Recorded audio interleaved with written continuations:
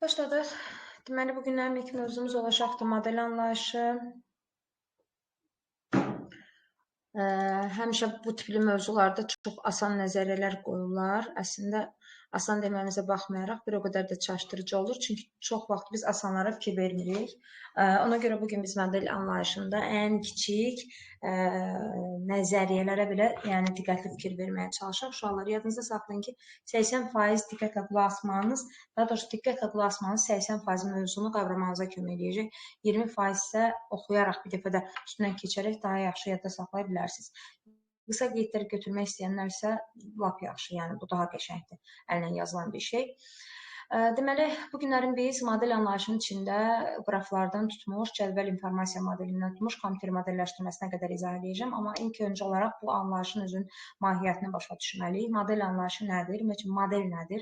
Termin olaraq nə üçün belə deyək, biz istifadə edirik bundan? Model termini əslində örnək nümunə belə deyək, anlamında gedir. Amma model nəyin modelidir və nə üçündür və biz bunu nə zaman istifadə edirik? Biz düşünürük ki, model deyəndə insanlar bunu başqa cür şərh edə bilir, amma biz bugünlərin bilirik ki, biz bir obyektin də modelini yarada bilərik, hadisənin də, prosesin də modelini yarada bilərik. Amma yadda saxlayın ki, model obyektin, hadisənin, prosesin bütün yox, müəyyən və yaxud da bəzi xüsusiyyətlərini əks etdirən təqdim olunma formasıdır. Bəli, model bir təqdim olunma formasıdır. Və biz bugünlərin əgər bu qaydada müəyyən yox da, bəlkə elə eləyir də, həmişə qaydalarda elə ibdəli eləyirlər ki, götürüb müəyyən yox yaza bilər ki, bütün xüsusiyyətlərini əks etdirən. Və bütün xüsusiyyətlərini əks etdirsə, orijinaldan nə fərqi olar? Heç bir fərqi olmaz. Yəni, yenə deyirəm, elə bir model var ki, bəli, obyektdə 100% olmasa da 90% uyğun olar, adekvat olar. Bu da modelləşdirmənin xüsusiyyətlərindən asılıdır, onu da bilirik. Amma sadəcə olaraq bu qayda nə istəyir? Obyektin, hadisənin, prosesin müəyyən və yaxud da bəzi xüsusiyyətlərini əks etdirən təqdim olunma formasıdır. Bəs modelləşdirmə özü necə prosesdir? Məhz həmin modelin yaradılma prosesini isə biz modelləşdirmə adlandırırıq. Məhz bu günlərin biz, belə deyək, modelləşdirmədə əsas məqsədimiz nədən ibarətdir? Biz həmin o obyekti öyrənmək üçün, obyektin üzərində tədqiqat aparmaq üçün onun əsas xassələrini, mühüm cəhətlərini əks etdirməliyik ki, biz onun üzərində istədiyimiz işləri görə bilək. Bəs yaxşı, modelin özünə biz bilirik ki, orijinal deyirik. Eyni zamanda orijinalla yanaşı modelin özünə də prototip deyirik. Yəni, modeldə heç nə, tam modeldə öz adı var. Amma orijinal, prototip məhz modelin, obyektin özünə deyirik. Yaxşı, biz bu günləri müzakirə edirik ki, niyə, nə ehtiyac var ki, modeli yaradırlar ki, onun özündən istifadə etmirlər, orijinalından istifadə etmirlər. Buna əsas səbəblərdən biridir ki, yəni bu səbəbləri qısa da bilsəz, əzbərləməyə ehtiyac yoxdur. Çünki bir insan elə bunları bir dəfə oxusa deyər ki, hə də, yəni məntiqli cümlələrdir. Nə üçün? Yəni biz orijinalın özü ilə deyil, onların modelləri ilə işləyirik. Bunun bir neçə səbəbi var. Bu səbəblərdən birinci nədir? Orijinal zamanda, yəni orijinal zaman deyirəm, öyrənilən zaman ərzində orijinalımız mövcud deyil. Yəni prototipimiz yoxdur, orijinalımız yoxdur. Məsəl üçün, belə deyə bilərik, nəsli kəsilmiş hər hansı bir heyvanlar var, canlılar var. Bunlardan biri də tutaq ki, dinozavrlardır. Biz dinozavrları necə öyrənirik? Filmlər, cizgi filmlər və yaxud da onların maddi modellər əsasında. Fərqi yoxdur. İstəyir informasiya modelləri şəkillər əsasında öyrənə bilirik. Nəyə əsasən biz onu elə təsvir etmişik? Müəyyən qalıntıların əsasında biz onun iri gövdəyə, nə bilim də müəyyən belə deyək, baş quruluşuna, nə bilim ayaqlara sahib olduğunu düşünərək onun modeli üzərində təsəvvür etməyə çalışırıq ki, bu misal olaraq dedik.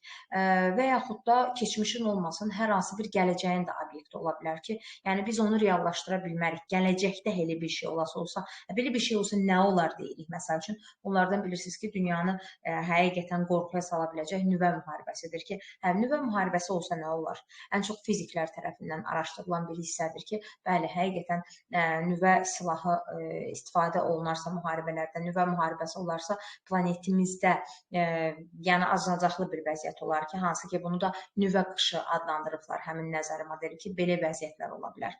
Və yaxud da biz deyirik ki, orijinal həmin belə deyək də obyekti tədqiq eləmək üçün ya başa gələ bilər, ya da ki, təhlükəli ola bilər. Məsəl üçün, yenə başa gələnlərdən birini çəkə bilərik ki, bilirsiniz ki, kosmonavtlar üçün xüsusi geyimlər var ki, skafandrlar adlanır. Skafandrlar yəni birbaşa istehsaldan sonra, yəni həmin belə deyək də kosmonavta geyindirib də yəni yola salmırlar ki, belə, yəni o həqiqətən çox bahalıdır. Eyni zamanda o çox funksiyaları yerinə yetirdiyinə görə onu mütləq ki, tədqiq etmək lazımdır, sınaqdan keçirmək lazımdır. Onun üçünsə təbii ki, onun modeli üzərində həyata keçirmiş olurlar. Və yaxud da biz istənilən fərqi yoxdur da, istehsalata bir şey belə deyək, istehsal eləməmişdən qabaq bu fərqi yoxdur. Bir maşın ola bilər, təyyarə ola bilər, fərqi yoxdur. Hər hansı bir başqa bir şey ola bilər ki, onu mütləq şəkildə yenə deyirəm, onun üzərində tədqiqat aparmaq lazımdır. Onun xüsusiyyətlərini müəyyənləşdirmək lazımdır. Onun xassələrini bilmək lazımdır. Və həmin o xüsusiyyətlərinə görə, özünü apardığına görə onun müəyyən strukturunu və yaxud da parametrlərini dəyişdirmək lazımdır. Daha dəqiq vermək lazımdır müəyyən elementlərini. Yenə deyirəm, hər hansı bir təyyarənin və yaxud da avtomobilin sınaqdan keçirilməsi kimi. Dördüncüdə isə biz deyirik ki, bəzən biz orijinalı birbaşa tədqiq edə bilmirik. Hətta belə deyək də, onun üzərində etmək istəsək belə eləyə bilmirik. Niyə? Çünki həddindən artıq ya kiçik ola bilər, yenə deyirik, ya da ki, böyük ola bilər. Məsəl üçün, nədir kiçik olan bizim ən çox da təcrübi modeli olaraq istifadə etdiyimiz, təhsildə istifadə etdiyimiz molekullardır. Həqiqətən molekullar həddindən artıq çox kiçik olduğu üçün biz ancaq onu tədqiq etmək üçün onun modelindən istifadə edə bilərik. Bax, bu 4 dənə gördüyünüz hissə bizim əsas yəni yerlərimizdir ki, elə də görürsünüz ki, əzbərə ehtiyac yoxdur. Amma biz bu modelləri bu günlərin hansı sahələrdə istifadə edirik? Yəni istifadə sahəsinə görə təsnif etdik isə ən birinci gəlir başda tədris modelləri. Bəli, biz bu günlərin təhsildə, universitetlərdə istifadə etdiyimiz tədrisi modellər, yəni buna nəyi misal çəkə bilərik? Yəni qlobus misal çəkə bilərik və yaxud da misal çəkə bilərik müəyyən anatomik mulyajları, müəyyən skeletləri, müəyyən insan orqanları, beyni və s. kimi.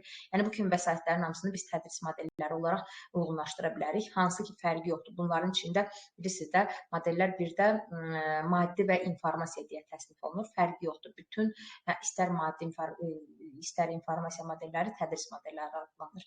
İkinci oyun modelləridir ki, hansı ki, oyun modelləri sırf müxtəlif vəziyyətlərə uyğun olaraq obyektin davranışı üçündür ki, ən çox bu da iqtisadidir, hərbidir, işgüzar oyunlar və s. bunlarda istifadə olunur. Elmi texniki modellərdir. Yenə elmi texniki hər hansı bir elektron avadanlıqdır, bunu sınaqdan keçirmək istəyirlər. Buna aid edirlər elmi texnikiyə, sonra təcrübi modellərdir. Yenə nəyinsə, belə deyək də, əvvəlcədən xüsusiyyətlərini proqnozlaşdırmaqdan ötürü, təcrübədən keçirməkdən ötürü olan modellərdir. İmitasiya modelləri isə, imitasiya bilirsiniz ki, oxşarlıq, uyğunluq sözündən götürülübdür. Reallığı təqlid edəndir bir modellərdir.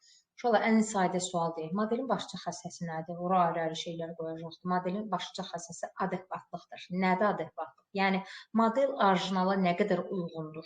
Uyğunluq dərəcəsidir. Amma model orijinala %100 uyğun olmalıdır deyə bir cümlə xeyr, əsla. Çünki bu modelləşdirmə məqsədindən asılıdır. Dəfələrlə deyirik. Məsəl üçün, maşın oyuncaq düzəldilə bilər 0-3-6 aylıq, nə bilim 3-12 aylıq, 1-3 yaş arası, 3-5 yaş arası, 5-8 yaş arası.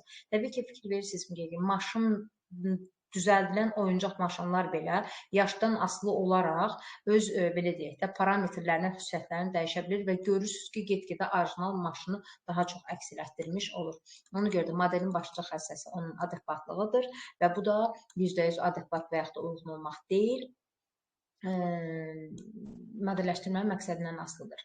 Uşaqlar, vacib təsniflərdən biri zaman amili nəzərə almaqla zaman amilini nəzərə almaqla modellər ikiyə ayrılır. Statik və dinamik. Bax, bunu məsələn səhv salmağın yeri deyil də. Uşaqlar zaman amili deyəndə gedir maddi və informasiya götürür. Amma zaman amili deyəndə statik və dinamik. Zaten statik və dinamik bilirsən ki, biri baxılan zaman anında dəyişməyəndir, dinamik isə baxılan zaman anında dəyişəndir. Zaman söhbəti varsa, deməli sən zaman amili deyəndə statik və dinamik başa düşməlisən. Yaxşı, bu nə deməkdir və buna ən çox situativ məsələlərdə nələr verilir, ona diqqətlə qulaq asaq. Zaman amilini nəzərə almaqla modellər bildik. Statik, dinamik. Statik də baxılan zaman anında dəyişməyən, xassələrini dəyişmir, hərəkətini dəyişmir və s. Məsəl üçün, nə misal çəkilə bilərik buna? Nələri daha doğrusu misal çəkə bilərik? Gəlin, baxaq, mən bunu artıq dəfələrlə demişəm, yenə də özünüzdə qeyd götürə bilərsiniz. Məsəl üçün, statiklərə baxdıq. Ən birinci, ən sadəsindən başlayırıq ki, hər hansı bir məktəbdə yazdığınız inşanın planı, qoyulan inşanın planı statikdir, dəyişmir bu inşa yazdığınız müddətdə. İkinci, çəkilmiş rəssam tərəfindən çəkilmiş fotoşəkil dəyişdirilmir. Xəritə dəyişdirilmir. Məsələn, xəritə dəyişdirilir deyəndə siz nəyi nəzərdə tuturlar? Məsələn, rəssam bu günlərin meşəni bir başqa cür çəkirsə də, sabah başqa cür çəkə bilər. O ayrı məsələ. Amma hal-hazırda çəkilmiş də artıq hazır olan modeli onun üzərində dəyişdirmir. Xəritə də ona görə. Yəni, uşaqlar deyir ki, niyə hər hansı bir ərazidə müharibə olur, artıq ərazi müəyyən ölkəyə məxsus olan ərazi digər ölkənin nəzarəti altına keçir və artıq xəritə dəyişməlidir. Yəni, bizdə də elə oldu da Azərbaycanda. Elə nəzərdə tutmursunuz. Çox geniş düşünmürsünüz. Artıq çəkilmiş xəritə, xəritə çəkilib oradadır, kağız üzərindədir. Bu informasiya edirəm, statik modellər adlanır. Deməli, oldu inşanın planı, çəkilmiş fotoşəkil, sonra oldu xəritəmiz, bunlar dedik statik modellərdir. Statik modellərə bundan başqa. Məsəlcə, görsün nədir? Məsələn, mən bu günlərim gedirəm iş yerinə, mənə bu günlərim sağlamlıq arayışı istəyirlər. Bugün mən sağlamlıq arayışı istəyirəm. Kağız üzərində olan sağlamlıq vəziyyətimi əks etdirən məlumat statikdir.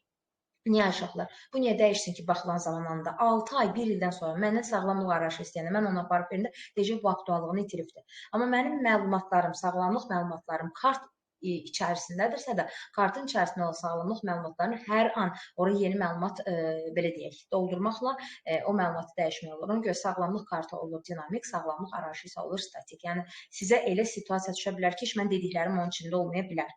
Məsəl üçün, uşaqlar, Ohm qanunudur, ümumdünya cazibə qanunu, bunlar hamısı aid edilir dinamik modellərə. Çünki Ohm qanununa da verilənlərdən asılı olaraq dəyişir deyə, ona görə biz buna dinamik modellər deyirik. Düsturun özü dəyişmir. Bəzən deyir ki, niyə düstur dəyişir ki? Xeyr, verilənlərdən asılı olaraq nəticə dəyişə bilər. Ona görə bunları deyirik ki, dinamik modellər. Sonra verilir ki, kimyəvi reaksiya, kimyəvi birləşmə.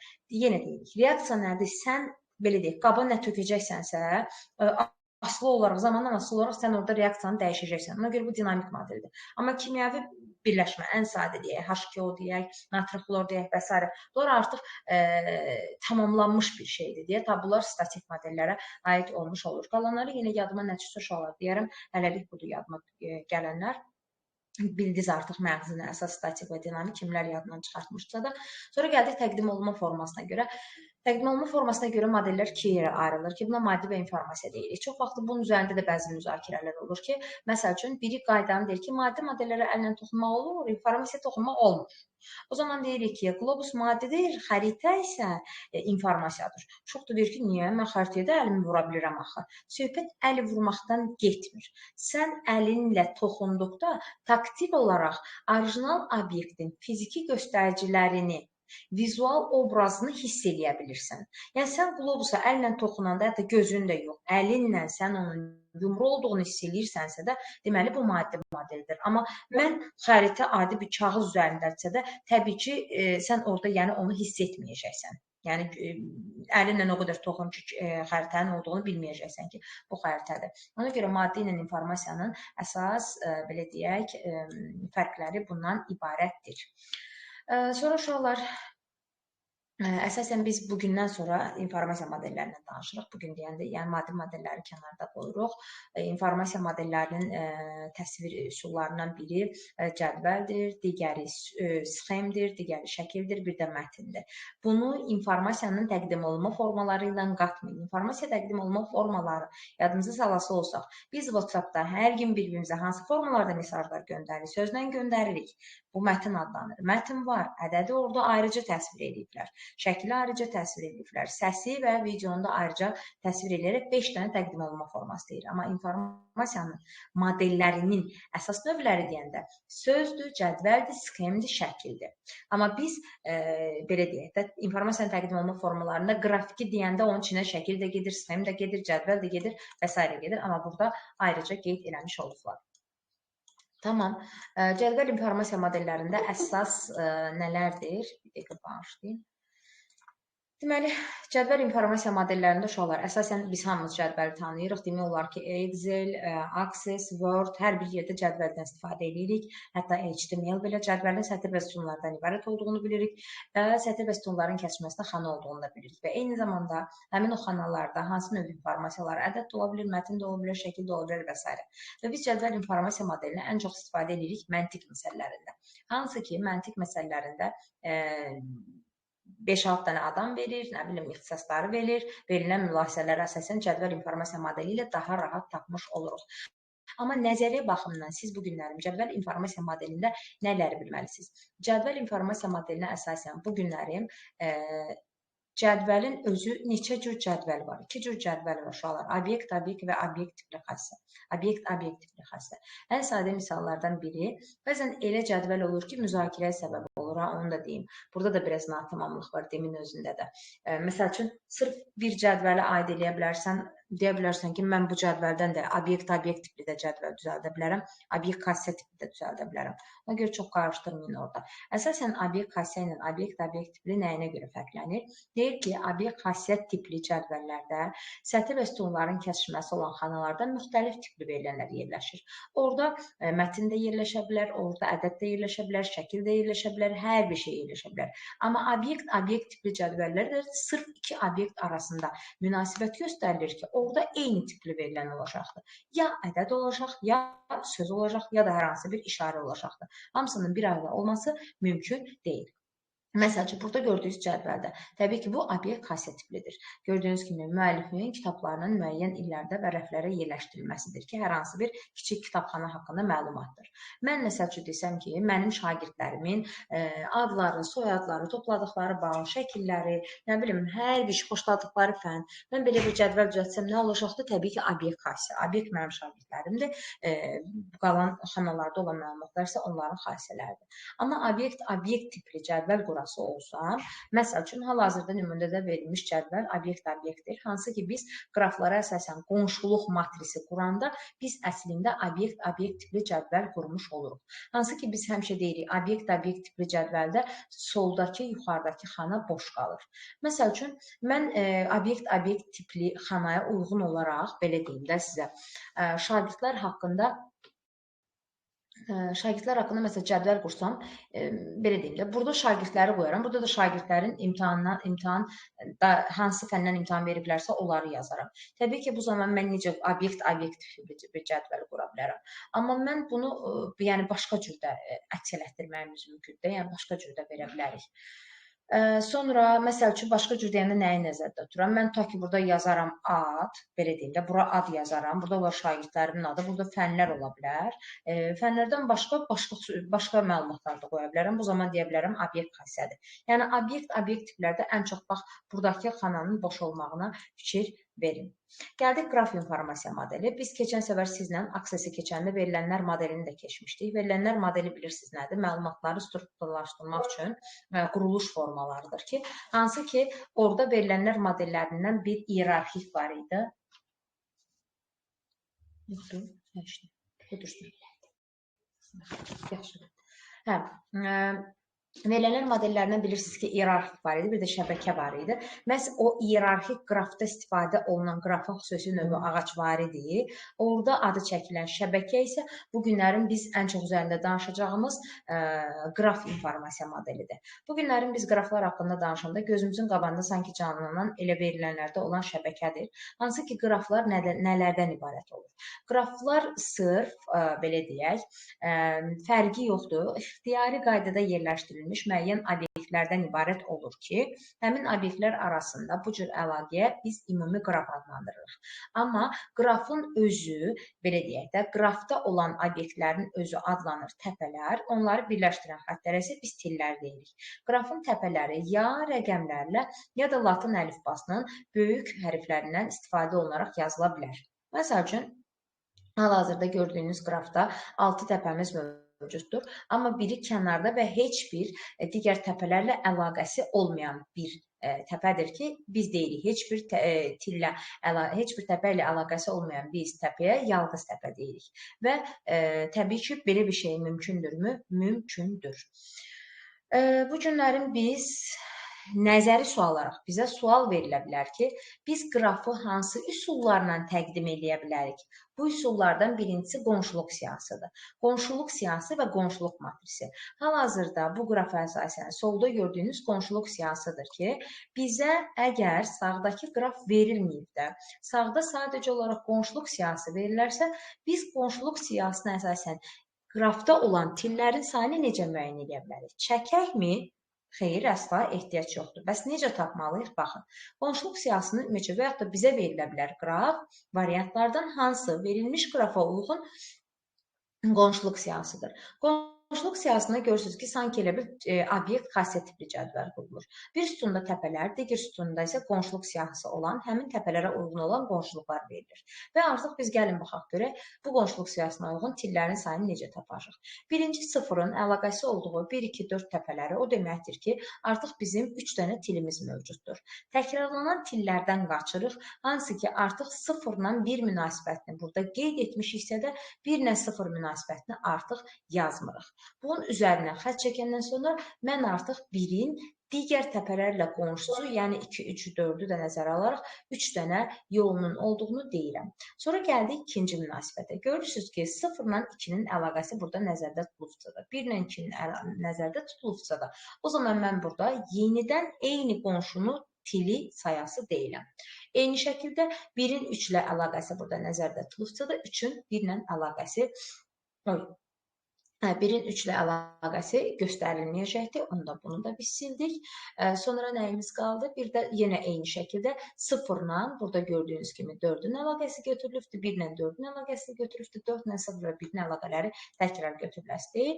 Və nəticədə 5-in heç bir qonşu ilə əlaqəsi olmadığına görə bizim ümumi qrafdakı til sayımızın 6 olduğunu hesablaya bilərik. Həqiqətən də 1, 2, 3, 4, 5, 6 qrafımız 6 dənə təpiyə tilə malikdir. Pardon. Aydın oldu. Bu oldu qonşuluq siyahısının təqdim olunması, qrafa görə qonşuluq siyahısının qurulması və yaxud da qonşuluq siyahısına görə qrafın qurulması. Uşaqlar, bu biraz fərqli alına bilər haralarda, onu misallar üstündə sizə göstərəcəm. Bizdə var idi qövslər, istiqaməti olan til. İstiqaməti olan tillərdə bilirsiniz də qonşuluq matrisi də ayrı qurulur. Məsələn, 0-dan 2-yə yol var. Mən 0-la 2-nin əlaqəsini göstərə bilərəm. Amma 2-də bu əlaqəni mənim göstərməyə ixtiyarım yoxdur.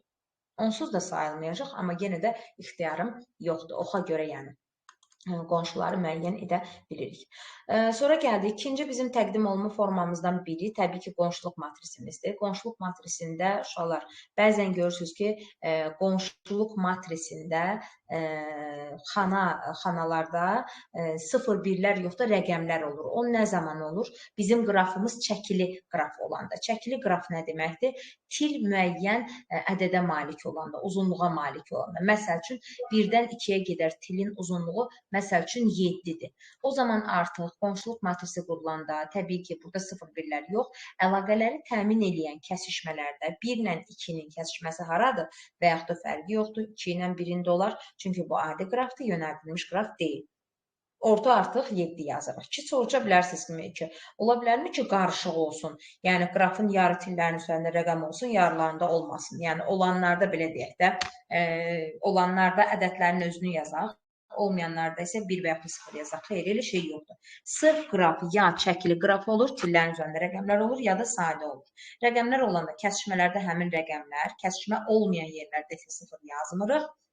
Amma çəkisiz qraf olduqda isə qonşular arasında til olanda 1, olmayanda isə orada 0 qeyd etmiş oluruq. Yaxşı, biz qrafa görə qonşuluq matrisini çəkdik, qurduq və bildik ki, necə eləyirik. Sütun və sətir kəsişmələrində, sütun və sətirlər, belə deyək, sütun və sətirlərdə təpələr qeyd olunur.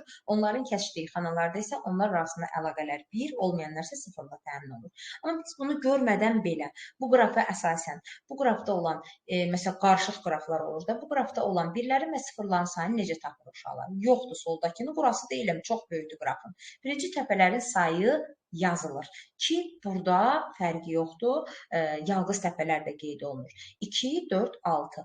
6 dənə mənim təpəm varsa, 6-nı vurduq 6-ya, neçə oldu? 36. Bax, 36 dənə xana var. Hal-hazırda burada 1 və 0-ları əhatə edən yerlərdən söhbət gedir. Kənardakılar bu sütun başlığı və birinci sətir, yəni nəzərdə tutulmur.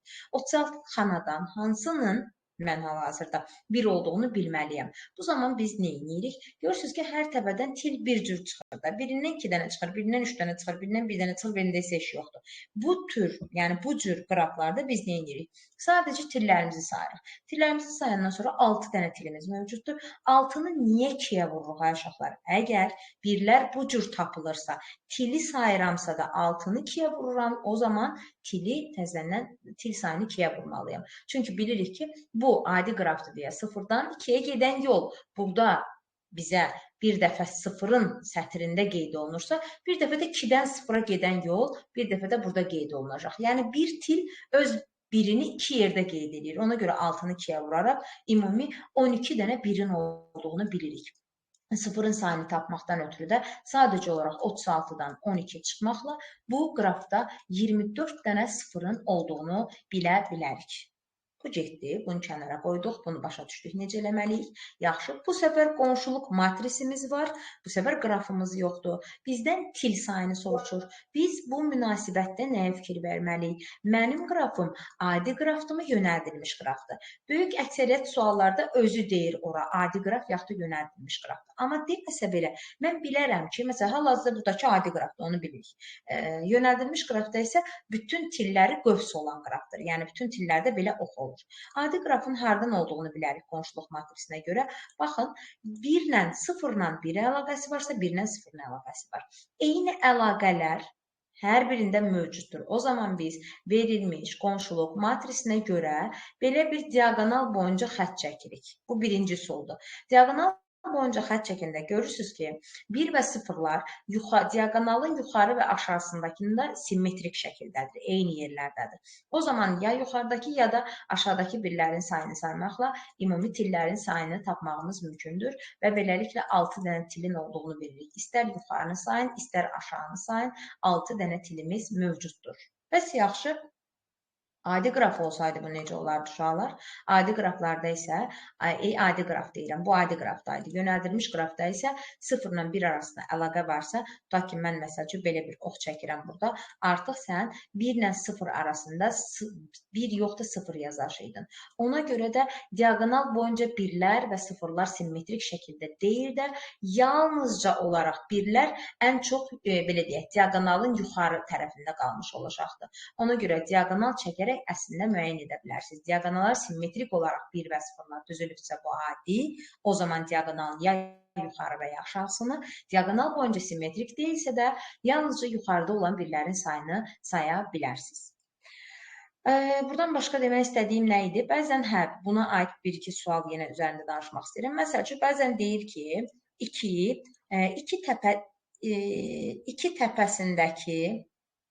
iki təpəsinə aid olan sətirdəki birlərin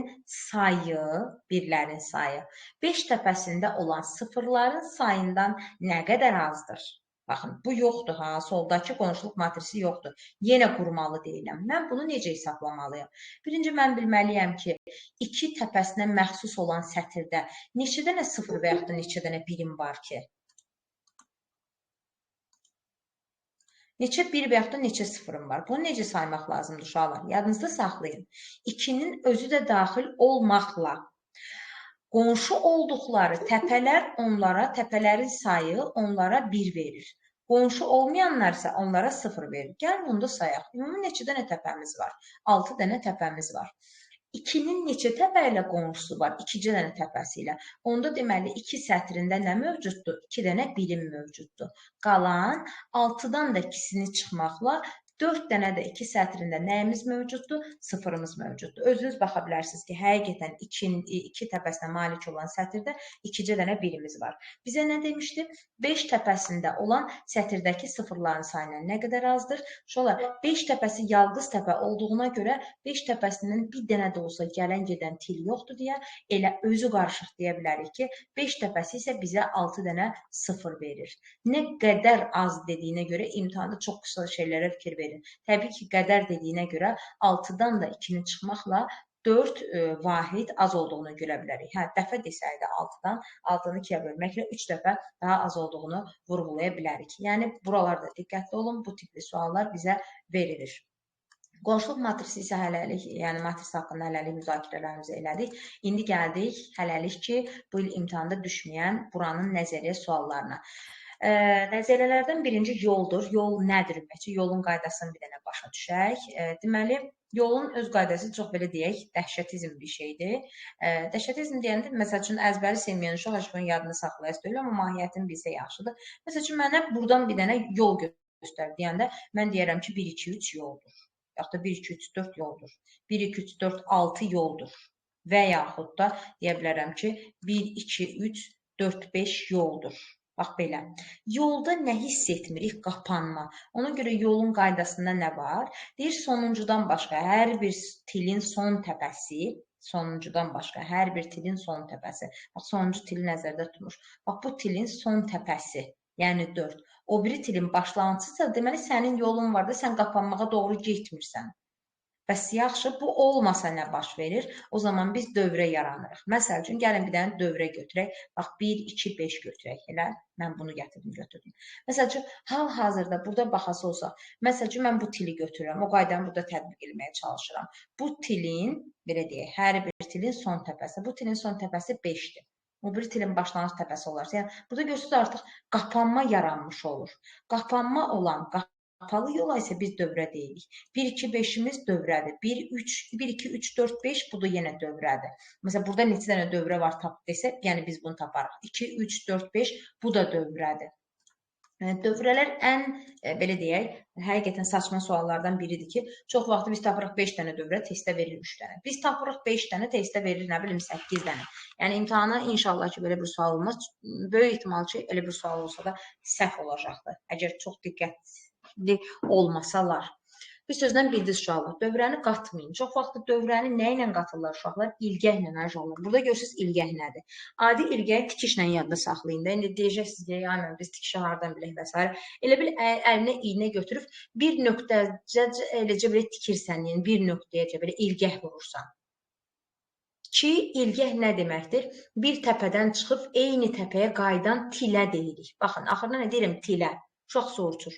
Deyirsən, ay uşaq, burada neçə dənə, məsəl üçün, belə deyək, til var. Gəlir, sayır, tutaq, qonşuluq matrisində də elədi. 1, 2, 3, 4, 5, 6, 7 dənə deyir. Bunu til yerinə qoymuruq. Mən necə dedim ki, bir təpədən çıxıb həmin təpəyə qayıdan tilə isə biz nə deyirik? İlgək. Uşaqlar, əslində bunu bayaqki üzərində göstərmək istəyirdim ki, yadımdan çıxdı. Məsəl üçün, burada ilgək olsa necə görsənər? Biz o ilgəyi bəs necə til kimi hesablayacaq? İlgəklər bilirsiniz ki, eyni təpənin öz kəşməsində olacaq. Məsəl üçün, 1 ilə 1-in, əgər bir təpəsində ilgək mövcuddursa, bir-birinin kəşməsində mən 1 qeyd edəcəm. Və o zaman həmin 1 neytralda, diaqonalın altında qaldığına görə, adi qraflarda ya yuxarını, ya aşağını saydıqdan sonra bir də neytralda qalan fərqi yoxdur. Hansı hissədədirsə də həmin o tili də neytral bir say kimi qeyd edəcəksiniz ümumi til sayına. Sonra gəldik, əlaqəli qraf nə deməkdir uşaqlar? Çox zaman bu qaydada da qayda olaraq bəzən eşidirik, görürük, amma bilmirik ümumiyyətcə əlaqəli və əlaqəsiz qraf nə deməkdir və bunu bizə 3-cü səhv eləmirəmsə, bax mən bu izahımdan sonra siz o testi bir də işləyərsiniz. Mövzu 3-dür, 20 sınaqdır. Elə özünüzdə indidən qeyd götürün. 20 sınaqda mövzu 3 qraflara aid olanı seçərsiniz. Orada bir maraqlı sual var idi və o sual cədvəl belə deyək, qonşuluq matrisi şəklində bizə verilmişdi. Hazır qraf kimi verilməmişdi. Və o matrisə əsasən biz qrafı görəndə görürük ki, hə, burada 2 dənə qraf var və həmin qraflar əlaqəli qrafdır. Nə deməkdir ki, ümumiyyətcə əlaqəli qraf? Qaydasına baxanda deyir ki, qrafın bütün təpələrinin birləşməsi vacib deyil. Amma qrafın deyir, istənilən ikicə təpəsi arasında yol varsa, belə qraf əlaqəli qrafdır. Bax, o nə deməkdir? Gəlin bir dənə baxaq. Məsəl üçün, mən burada qrafın belə bir dənə tutaq ki, qraf çəkdim. 3 dənə təpədən ibarətdir. A, B, C. Burada da yenə qraf çəkdim. Məsəl üçün, burada da qeyd elədim. Belə. Burada da olsun 4 dənə. Buranı da adlandırıram 1, 2, 3, 4. Bax, belə bir şey çəkdim. Məsələn, mən 1 ilə B-ni əlaqələndirdim. Başqa da əlaqə yoxdur. Bax, bunu demək istəyir. Yəni, sənin başqa 2 dənə qrafın ola bilər. Bu qrafın, yəni, məcbur deyil ki, C-də bundan birləşsin, A-da bundan birləşsin. 2 dənə təpəsi arasında yol varsa, bu əlaqəli qraf adlanır. Və həmin qonşuluq matrisində o verilənlərə əsasən qrafı quranda, sıraz orada görürsən ki, belə bizə bir sual verilmişdi. Biz bu qrafda hansı təpələr arasında əlaqəni kəssək, bu əlaqəsiz qraf olacaqdır. İndi siz nə deyərsiniz? Burada deyərsən ki, 3 ilə 4 arası, deyərsən A ilə B arası. Xeyr, həmin bu bircə dənə əlaqə olan B ilə 1 arasında əlaqəni kəsən kimi bu olacaqdır əlaqəsiz qraf. Hansı ki, yenə istənilən və yaxud da ayrı-ayrı qraflar olar. Hansı təpələr arasında əlaqə qursaq bu olacaq əlaqəli qraf. Və məsəl üçün, burada gətirir C ilə 4-ü qursaq olarmı? Bəli, olar. Yenə də bu olacaqdır əlaqəli qraf. Demirəm ha ki, bundan bu da olmaz. Olar. Burası ən azı 2 dənə təpəsi arasında əlaqə olmalıdır. İlgənin artıq tərifini dedik. Sonra növbəti isə uşaqlar qövsdür. Hansı ki, qövs bayaq dedik ki, istiqaməti olan tilə qövs deyirik. Yəni, biz loru dildə desə, ox nə adlanır? Qövs. Və ox sırf istiqamətli olur. Məsəl ki, bu adi tildir. Mən bu tili AB təpəsinə əsaslandırsam, bu o deməkdir ki, A-dan B-yə də gedirəm, B-dən A-ya da gedirəm.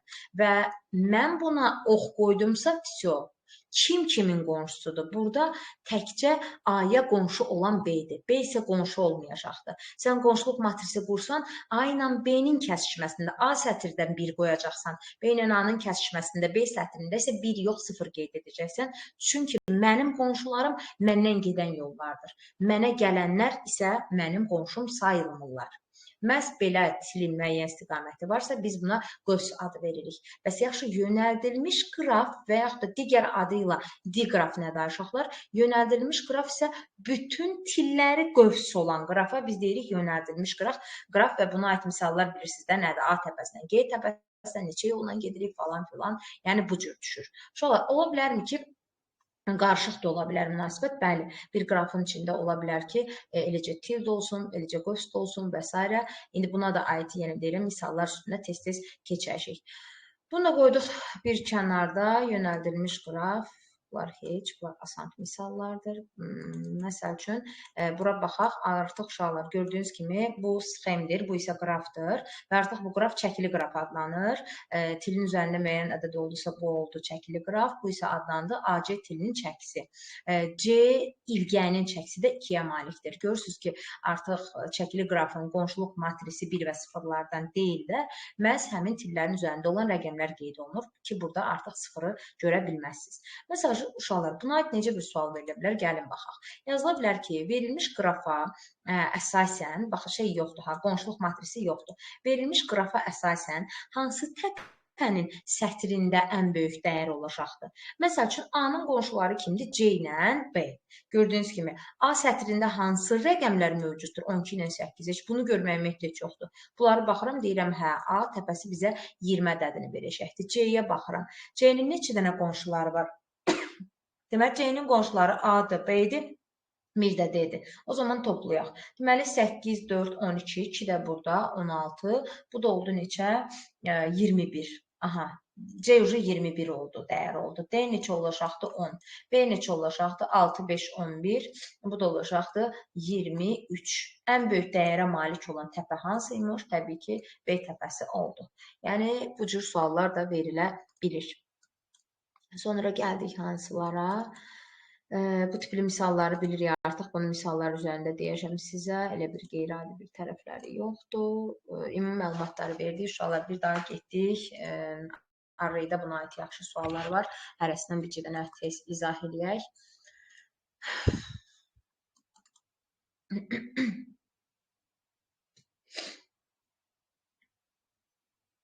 Yəni bir model sualını imtahanda yazmayan uşaq, cədvəl informasiya modeli demirəm, çünki o birbaşa məntiqə dayanır, sizi çaşdıra bilər. Bu tiplər suallar deyil. Yaza bilməyən uşaq ya öz-özünü təntidir imtahanda, ya da ki, nə bilim, ən sadə nəzəriyyəni yaddan çıxardır deyə bilərəm. Başqa nə deyim? Həqiqətən çətin deyil. Aha. Məsəl üçün, ən primitivdən başlayıram uşaqlar, birinci tipli sualları. Məsələn, bunları onsuz da mən deyəcəm, siz buradan işləyərsiniz.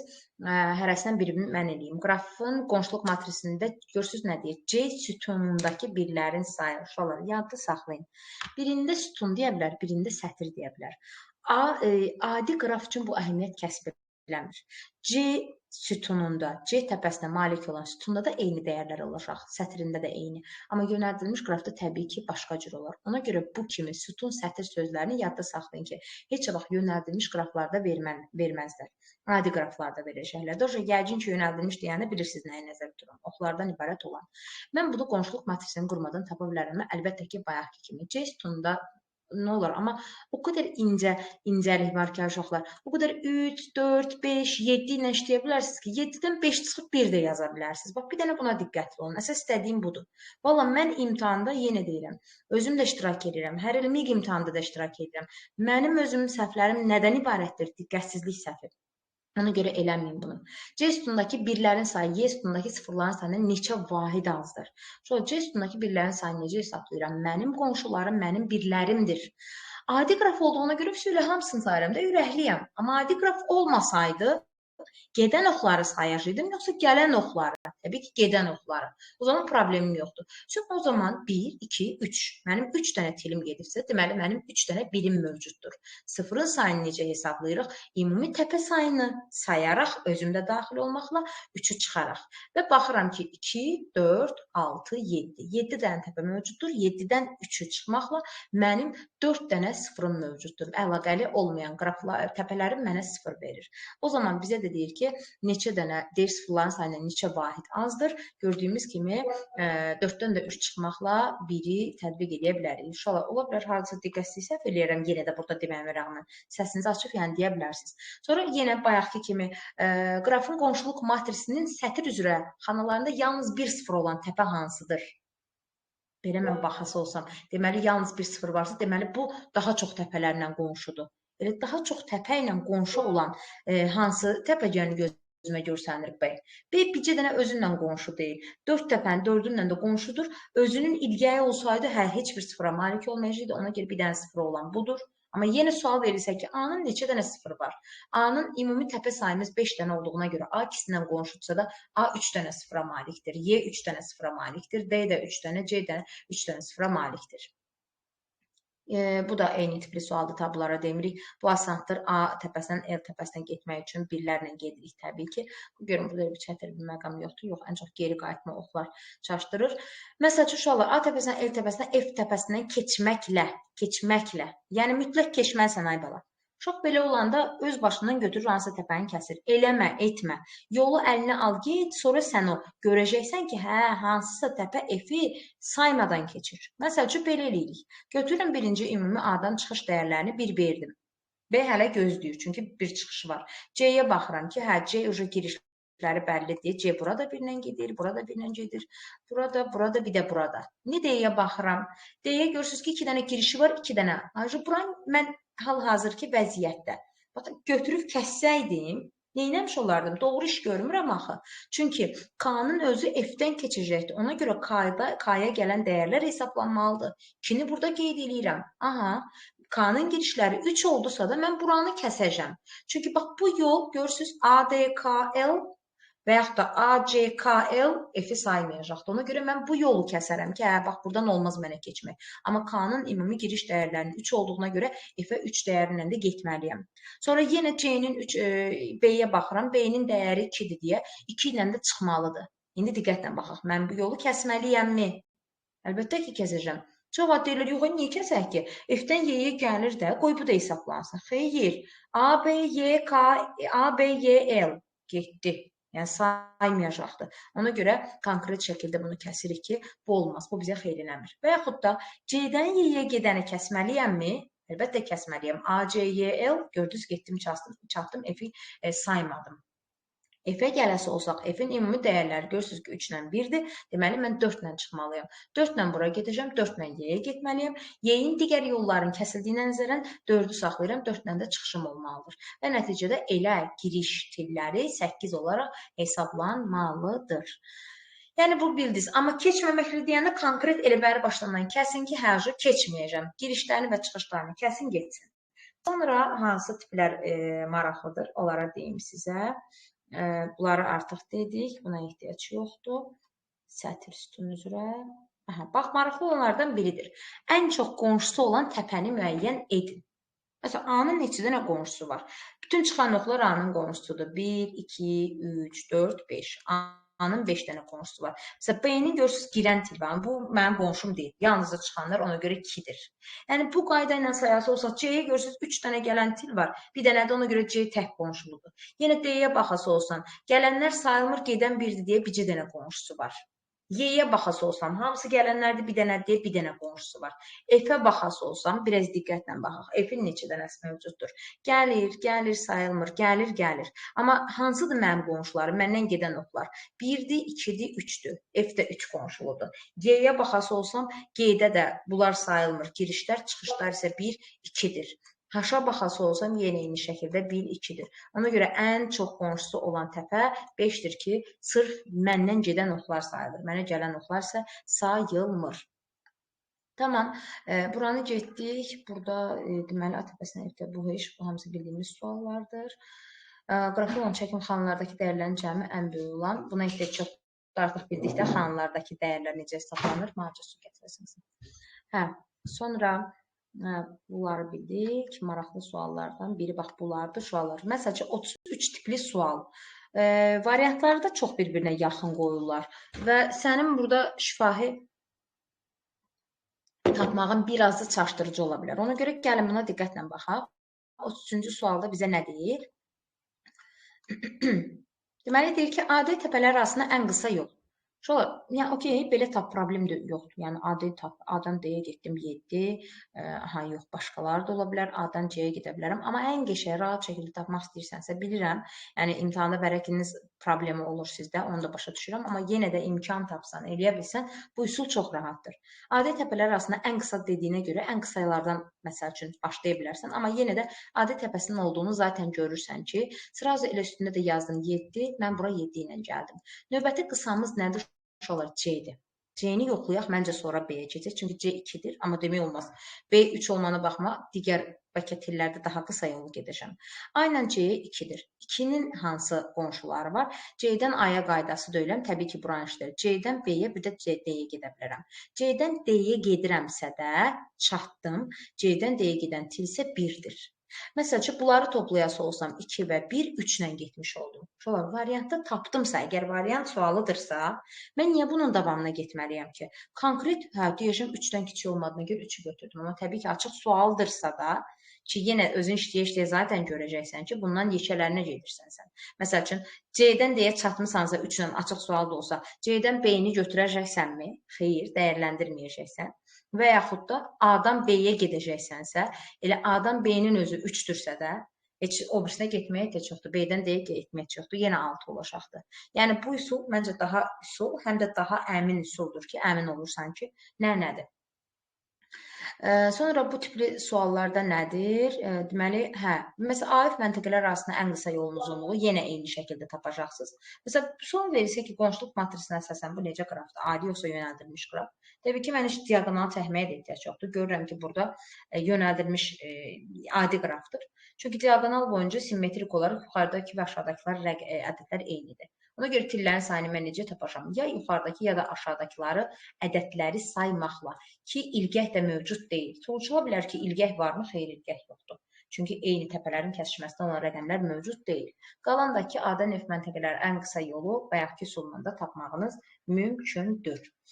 Sonra dövrələrin sayı, tillərin sayı, bir də qonşuluq matrisindəki sıfırların sayı. Gəlin, baxaq uşaqlar. Birinci dövrələrin sayına baxası olsaq, yenə deyirəm, razılaşmadığım suallar olur.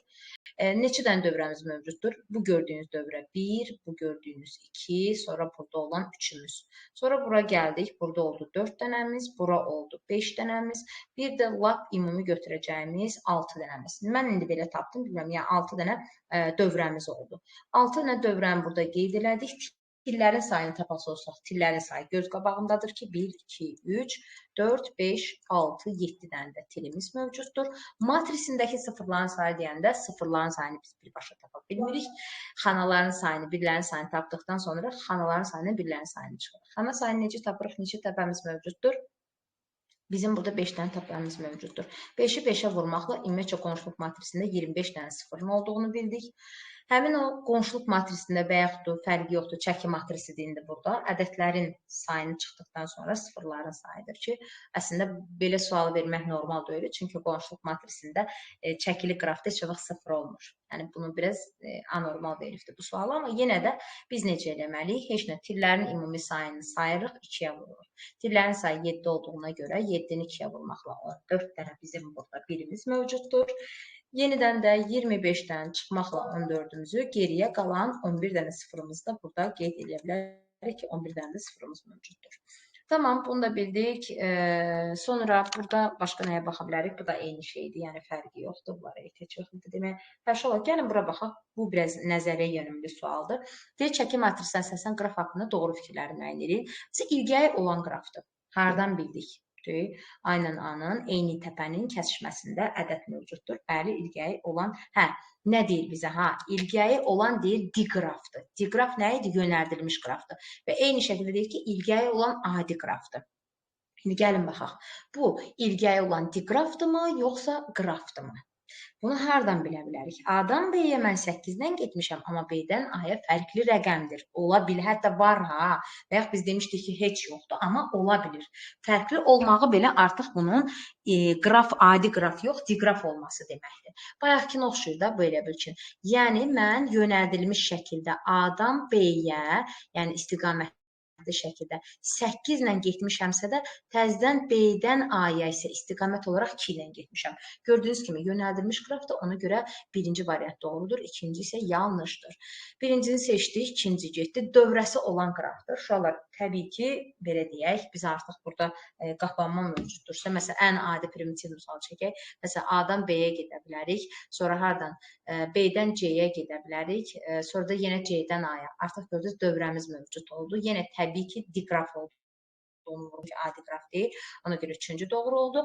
D təpə nöqtəsindən B təpə nöqtəsinə yol yoxdur. D-dən B yoxdur deyir. Baxırsınız ki, B-dən D-yə yol var. Amma eyni yol, mən bir təpənin digər təpəyə yolunu olduğunu bilməkdən ötürü, hələ də diqrafdırsa, mən həmin təpənin sətrinə baxmalıyam. D sətrində B-yə yol olmadığına görə, bəli, bunu da doğru götürürəm. A nöqtəsindən D təpə nöqtəsinə olan ən qısa yol 3-dür. Təbii ki, yenə bunu eyni qaydaya əsasən tapa bilərəm ki, A-dan C-yə gedə bilərəm, C-dən də D-yə gedə bilərəm. Bu da doğrudur. Yəni ki, yollara əsasən. Doğru olduğuna görə, ona görə də belə deyək, onu da deyən görüm, onu götürəndə düz olmur axı. 1, 3, biz nəyi burada gözümüzdən? Ən qısası 3-dür deyir bizdə. A nöqtəsindən D təpə nöqtəsinə olan ən qısa yol 3-dür. Deməli, bir daha bura baxaq görək. A-dan C-yə gedə bilirəm. Bəli, bir də C-dən D-yə gedə bilirəm. Da bəs nəyi bu götürmür? D budur. Başqa A-dan hara gedə bilirəm? Niyə variantda bu yoxdur? Başa düşmədim. Deməli, ilgəyi olan qrafdır.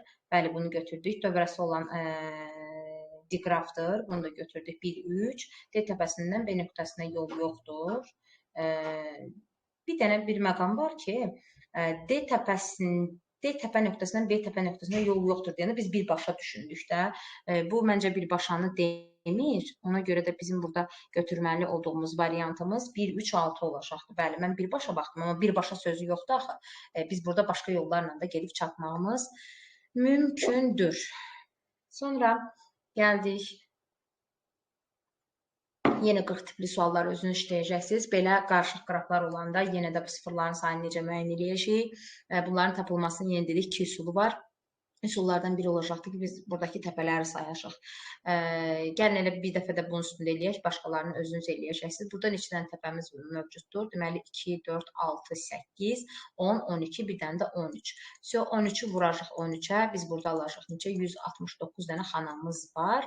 Növbətidə tillərin sayını saymaq olur, amma bəziləri tor xətti olduğuna görə orada saymaq mümkün deyil. Orada isə başqa üsuldan istifadə edirik. Tillərin sayını saya biliriksə, deməli, 1, 2, 3, 4, 5, 6, 7, 8, 9, 10, 11, 12, 13, 14, 15, 16. 16 dənə də tilimiz mövcuddursa, bu kimi hallarda həmin o tili 2-yə vururuq. Burada da isə alırıq 32. 32 dənə aldıqdan sonra bizim isə burada çıxdıqdan sonra sıfırların sayını soruşur deyə 137 dənə də sıfırımız mövcuddur. Diqqətli olun ki, sonda sizdən nəyi soruşur. Şöyle buradakı nəzəriyyəyə baxaq. Ağac informasiya modeli bilirsiniz ki, qrafın xüsusi halıdır. Biz elə qoy bunu sizə deyim, sonra keçək. Ağac informasiya modeli qrafın xüsusi halı olmaqla eyni zamanda biz bu struktura iyerarxik strukturu deyirik ki, iyerarxikdə bilirsiniz ki, artıq belə deyək, səviyyə anlayışı var, element anlayışı var, kök təpə anlayışı var, təpədən başqa, yəni kök bir də yarpaq anlayışları var və biz ağacvari qrafda heç vaxt dövrənin olmadığını bilirik. Çünki burada bir aşağı, yəni eyni səviyyədə olan təpələr bir-birinə əlaqəli olmalı deyil. Səviyyə anlayışı deyəndə burada əlaqənin bir istiqamətliyi də nəzərdə tutulur ki, məsələn, bu olan təpə özünün yalnız yuxarıdakı ilə əlaqəsi var və yaxud da aşağıdakı ilə eyni səviyyədə olan təpələrin bir-birinə əlaqəsinin olması mümkün deyil.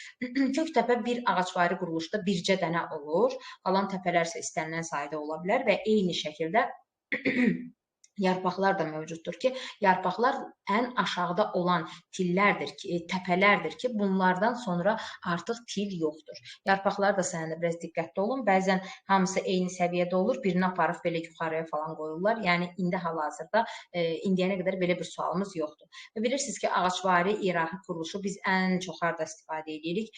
Faylların tam adında belə deyək, qovluqların iç-içə yerləşməsində göstərə bilirik ki, bizə verilən bu və yaxud da bu quruluşa əsasən biz bir faylın tam yolunu və yaxud da tam adını müəyyən etməyimiz mümkündür.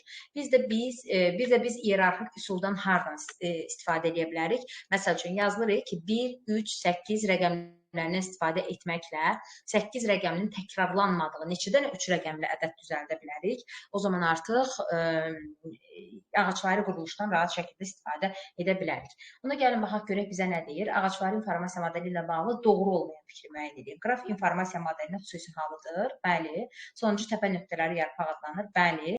Dövrə və ilgəklər olur. Təbii ki, elə yəni doğru olmayan fikir budur. Dövrə olmur, ilgək olmur. Başlanğıc təpə nöqtəsi kök adlanır. Bəli. İki təpəsi arasında yalnız bir yol var. Bəli, bu da doğrudur. C variantı yanlış olan variantdır.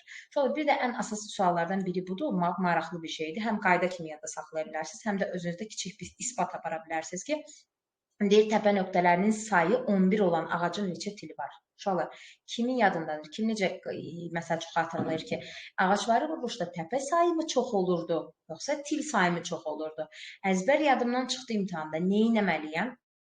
Sadəcə bir dənə belə deyək də ağacvari quruluş çəkirsən. Diqqətlə baxası olsa uşaqlar, baxın özünüz də isbat edin. Məsəl üçün mən hal-hazırda çəkdim 3 təpəsi olan, yəni ən primitiv bir dənə ağacvari quruluş çəkdim. İndi özünüz baxın. Neçə təpəm mövcuddur? 3. Neçə belə deyək, neçə tilim mövcuddur? 2. Mən məsəl üçün insan tanıyıram ki, bunu belə qurur və ayrı cür isbat edir. Bildiniz nədir? Belə qurur, amma burada nöqtələr qoymur. Elə şey olar. Sən fil çəkibsənsə, mütləq ki, bunun ucunda bir bağlantı olmalıdır. Və həmin o bağlantı ilkdirsə, fərqi yoxdur. Kök də olsa, yarpaq da olsa, ümumi bunun adı təpədir. Ona görə yadda saxlayın. Siz əgər çəkmisinizsə, özünüz üçün isbat aparmaq istəyirsinizsə də, bura mütləq nöqtə qoymalısınız. Nöqtə qoyursunuzsa, artıq mən deyirəm, 3 dənə təpəm oldu, 2 dənə tilim. Hansı çox oldu? təpə sayı çox oldu. Ona görə həmişə ağaçvari quruluşda təpə sayları til sayından bir vahid çox olur. Məsələn, isbatı biraz fərqli eləyirəm. Bir dənə artırdım til saylarını. Gətirirəm yenə burada qoyuram. Baxın, burada qeyd elədim. Nöqtə qoymalıyam axı. Yenə neçə dənə təpəm var? 1, 2, 3, 4, 5. Neçə dənə tilim var? 4. Gördünüz, yenə bir dənəsi az oldu. Yəni, harada olursunuzsa, necə çəkirsinizsə çəkin, bu isbat eyni olacaqdır. Ağacvarıda təpələr tillərin sayından bir vahid çox və yaxud da tillər təpələrin sayından bir vahid az olmuş olacaqdır. Bu tipli sualları aranızda zəif yazan uşaqlar varsa, zəhmət olmasa mənə yazsın. Mən onsuz da bugün tapşırıqlar verəcəm sizə bundan, amma yenə də yazsın ki, mən bəlkə də ekstra başa salaram, misal üstündə və yaxud da nəsə. Sonra gəldik, burada nə deyirdi? Bu hansı qrafı ağac hesab etmək olar?